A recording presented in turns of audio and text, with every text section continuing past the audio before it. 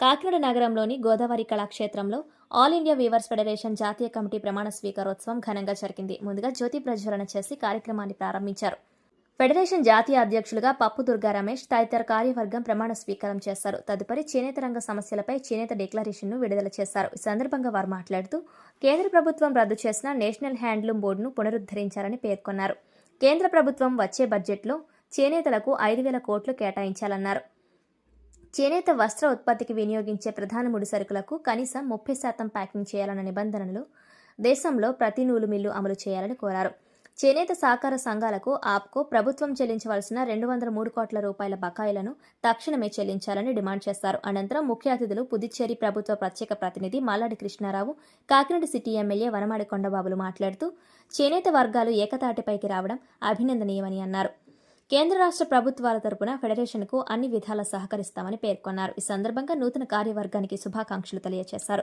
అనంతరం జాతీయ అధ్యక్షుడు దుర్గా రమేష్ను ఘనంగా సత్కరించారు. ఈ కార్యక్రమంలో వివిధ రాష్ట్రాల ఫెడరేషన్ నాయకులు, అధిక సంఖ్యలో చేనేత సంఘాల నాయకులు తదితరులు పాల్గొన్నారు.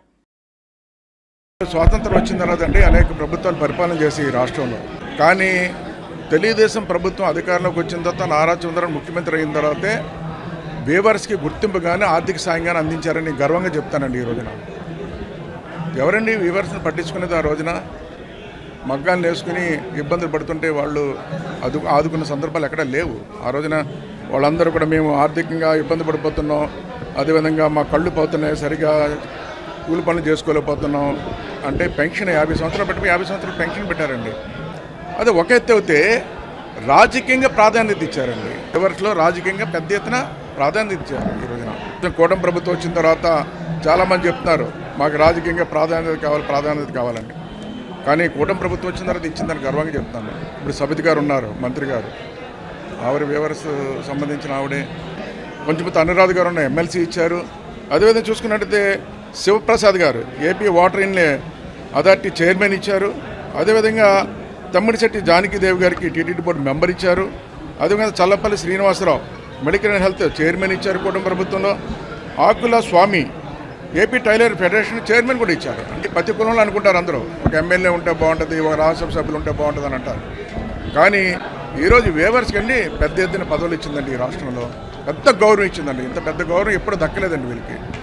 అదేవిధంగా మరి ముఖ్యంగా చెప్పాలంటే బడుగు బలహీన వర్గాల మీద ముఖ్యమంత్రి గారికి పూర్తి అవగాహన ఉంది. ఏ విధంగా వాళ్ళని ఆర్థికంగా బలపరచాలి, ఏ విధంగా రాజకీయంగా తీసుకురావాలని ఎప్పుడూ ఆయన అన్ని కులాలకి ప్రాధాన్యత ఇచ్చుకుంటూ వస్తున్నారు. అందులో ఈరోజు వీవర్స్కి పెద్ద ఎత్తున ప్రాధాన్యత ఇచ్చారు రాజకీయంగా. రేపు ఆర్థికంగా కూడా ఏదైతే డిక్లరేషన్ వీరు రిలీజ్ చేస్తారో ఆల్ ఇండియా వీవర్స్ ఫెడరేషన్ వాళ్ళు, ఆ డిక్లరేషన్ విషయంలో కూడా ప్రభుత్వం దృష్టిలో పెట్టి ఆ సమస్యలను కూడా పరిష్కారం చేయడానికి సహకరిస్తామని మీ ద్వారా తెలియజేసుకుంటాం. అందరికీ నమస్కారం. ముఖ్యంగా ఈరోజు ఆల్ ఇండియా వీవర్స్ ఫెడరేషన్ జాతీయ కార్యవర్గ ప్రమాణ స్వీకార కార్యక్రమం కాకినాడలో జరపడం మా అందరికి కూడా చాలా ఆనందదాయకంగా ఉంది. అయితే ఈ యొక్క ఆల్ ఇండియా వీవర్స్ ఫెడరేషన్ ప్రమాణ స్వీకార కార్యక్రమం కాకుండా ఈరోజు కాకినాడలో ఈరోజు దేశవ్యాప్తంగా ఇబ్బంది పడుతున్నటువంటి చేనేత సామాజిక వర్గాల సమస్యలన్నింటినీ కూడా మేము కాకినాడ చేనేత డిక్లరేషన్ 2026గా రిలీజ్ చేయడం జరిగింది. ఈ అంశాలపై కేంద్ర రాష్ట్ర ప్రభుత్వాలతో సంప్రదింపుల ద్వారా, ఒత్తిడి ద్వారా, ఉద్యమాల ద్వారా సాధించుకోవడానికి మేమందరం కూడా నూతన కార్యవర్గం పనిచేస్తామని చెప్పి ఈ సందర్భంగా దేశవ్యాప్తంగా వచ్చిన మా సామాజిక వర్గాల ప్రతినిధులందరి తరఫున కూడా ప్రభుత్వాలకు తెలియజేస్తూ ఉన్నాం.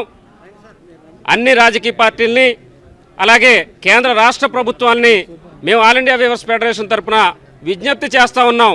ఏ సమస్యలు అయితే ఉన్నాయో ఆ సమస్యల మీద మీరు దృష్టి పెట్టి వెంటనే నెరవేర్చేలాగా మా అందరి యొక్క ఆదరాభిమానాలు చూరగొనే విధంగా మీరు వ్యవహరించాలని, లేని పక్షంలో క్షేత్రస్థాయిలో ఆల్ ఇండియా వీవర్స్ ఫెడరేషన్తో ఉద్యమం చేస్తామని చెప్పి కూడా ఈ సందర్భంగా తెలియజేస్తూ, అలాగే ఏదైతే ఈ యొక్క తెలుగు రాష్ట్రాలతో పాటు 9 రాష్ట్రాల్లో బలంగా ఉన్నటువంటి ఆల్ ఇండియా వీవర్స్ ఫెడరేషన్ ఈ 2 సంవత్సరాల కాల వ్యవధిలో అందరినీ కలుపుకుంటూ ముందుకు వెళ్ళి చేనేత సమస్యలపై పోరాడతామని చెప్పి తెలియజేస్తూ ఈ సమావేశానికి విచ్చేసిన మీడియా మిత్రులందరూ కూడా ధన్యవాదాలు.